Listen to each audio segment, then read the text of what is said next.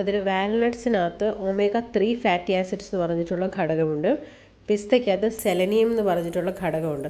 അപ്പോൾ ഇവയെല്ലാം നമ്മുടെ ബ്രെയിനിലെ ചില കെമിക്കൽസിനെ റിലീസ് നമുക്ക് ഗുഡ് ഫീലിംഗ് തരുന്ന, അല്ലെങ്കിൽ നമ്മളെ നല്ലൊരു മൂഡിലിരുത്തുന്ന, നല്ല ഫീലിംഗ് തരുന്ന ഘടകങ്ങൾ ബ്രെയിനെ റിലീസ് ചെയ്യാനായിട്ട് സഹായിക്കുന്ന ചില ഭക്ഷണ രീതികളാണ് ഇവയെല്ലാം, പ്രത്യേകിച്ച് നട്ട്സൊക്കെ.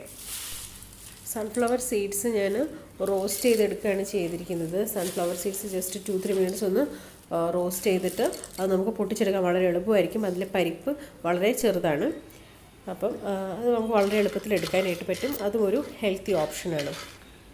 അപ്പോൾ ഇവയെല്ലാമാണ് നമുക്ക് വളരെ ഇമ്പോർട്ടൻ്റ് ആയിട്ടുള്ള ഭക്ഷണ രീതികളെന്ന് പറയുന്നത്. ഇതുകൂടാതെ ഓട്സ് വളരെ നല്ലതാണ്. ഓട്സിനകത്തും ഇതുപോലെ സെറട്ടോണിൻ എന്ന് പറഞ്ഞിട്ടുള്ള ഘടകം അടങ്ങിയിട്ട്.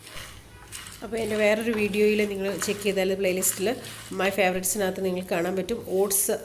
ഓട്സ് കൊണ്ട് ഞാനൊരു റെസിപ്പി ഉണ്ടാക്കിയിട്ടുണ്ട്. അപ്പോൾ ഈ ഓട്സും വളരെ ഹെൽത്തി ആയിട്ടുള്ള ഒരു ഓപ്ഷനാണ്.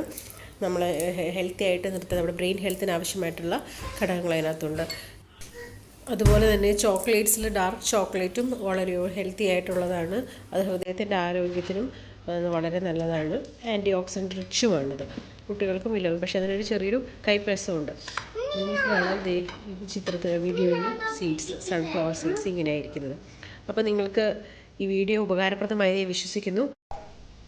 ഈ വീഡിയോ നിങ്ങൾക്ക് യൂസ്ഫുൾ ആയിട്ട് നിങ്ങൾക്ക് തോന്നുമെങ്കിൽ നിങ്ങൾ മറ്റുള്ളവർക്ക് നിങ്ങൾ ഷെയർ ചെയ്യാം. ഹെൽത്തി പ്രാക്ടീസസ് ഡയറ്റിലൊക്കെ നിങ്ങൾ ഇൻക്ലൂഡ് ചെയ്യാം. അങ്ങനെ ഹെൽത്തി ആയിട്ടിരിക്കാം. നിങ്ങൾക്ക് ചാനൽ ഇഷ്ടപ്പെട്ടാൽ ചാനൽ സബ്സ്ക്രൈബ് ചെയ്യാം, ലൈക്ക് ചെയ്യാം. അപ്പോൾ മറ്റൊരു നല്ലൊരു വീഡിയോ അപ്ലോഡ് ചെയ്യുന്നത് വരെ stay healthy, stay safe and stay connected. God bless you all.